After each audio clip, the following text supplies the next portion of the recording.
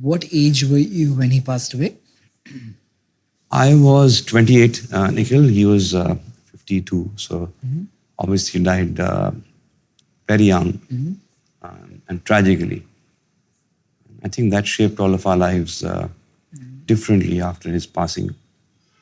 What did you feel when he passed away? I'll give you a personal story. My father passed away like 10, 11 months ago. What are your thoughts as soon as something like that happens, when it's unexpected?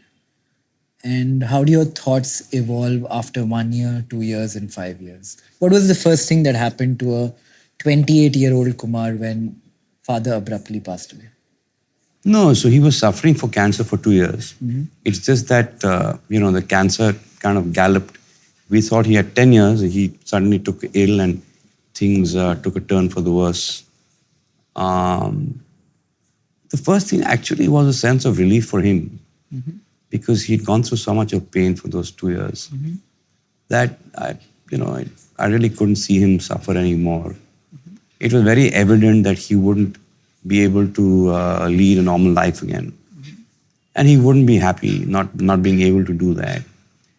So I really think the first feeling was one of relief for him. Then you start to feel this emptiness. I never really thought this would happen.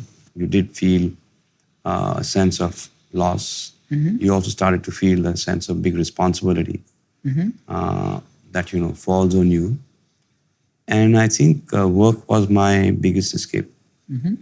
Got involved with that. Wanted to also give back to him in some way by carrying forward his name, his legacy, and doing the work that he had wanted to do but couldn't complete. And I think that was a huge sort of, like I said, an escape. Working very long hours, but doing things that he wanted to do but couldn't. And that kind of, I think, blunted the sense of emptiness to a large extent. If you could change one thing about your father while he was alive, one character trait, most people when we speak about people who have passed away, we have to euphemize the bad and embellish the good almost, right? All humans have plus plus plus and minus minus minus, and I find it hard to do it today because it's only been 10, 11 months. It's probably too soon. But if I have to tomorrow figure out why I am the way I am and what traits I inherited from my father, I'll have to at some point be objective about this whole thing. So if you had to change something about your father vicariously living like him while he was alive, what would you change? Retrospection, Nikhil, is a very powerful tool. So it's all very well for me to say that he could have been different in this way and that way. But what at the most I could say that he could have spent more time with us. But, he was in a phase where he was building his career. I went through that phase myself. And I know what the pressures of that phase of one's career can be like.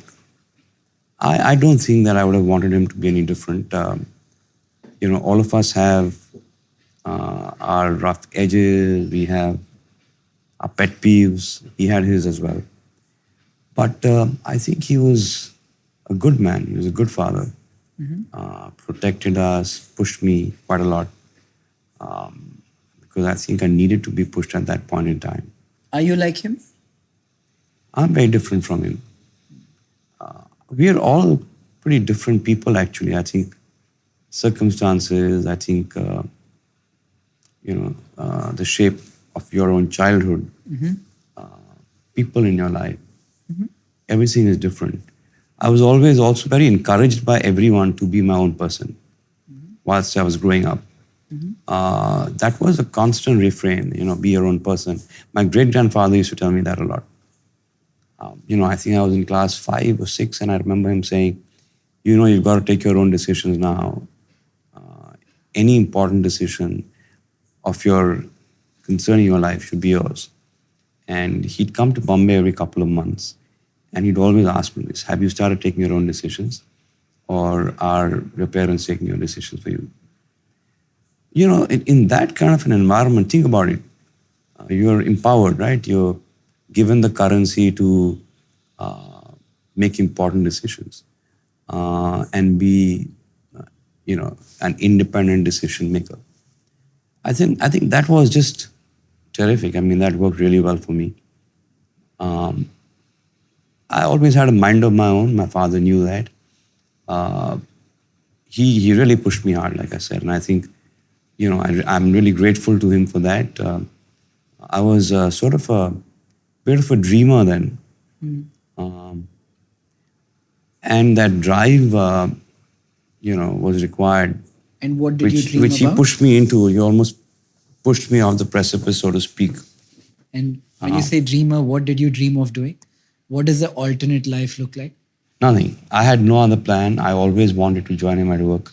Mhm. Um, I didn't have an alternative, to be honest, but luckily for me, I had no other, sort of burning desire to do something else or some great talent. This was something that I'd grown up seeing around me. I'd always been fascinated by, and so it was pretty much taken for granted. And that's what I actually wanted to do as well. I just found the conversations that the three of them had quite interesting always. Uh, the way they spoke about a business situation, setting up a new business, about their people. They also had their own teams, all three of them. And their teams were also quite different from each other. In some ways, a reflection of, the leader, the three of them. So business always fascinated me. So I don't think there was no issue there about I want to do this, but they want me to do that. Or, I have a great talent which I'm not able to pursue because I have to join the family in business. That phase, luckily, didn't happen with me at all.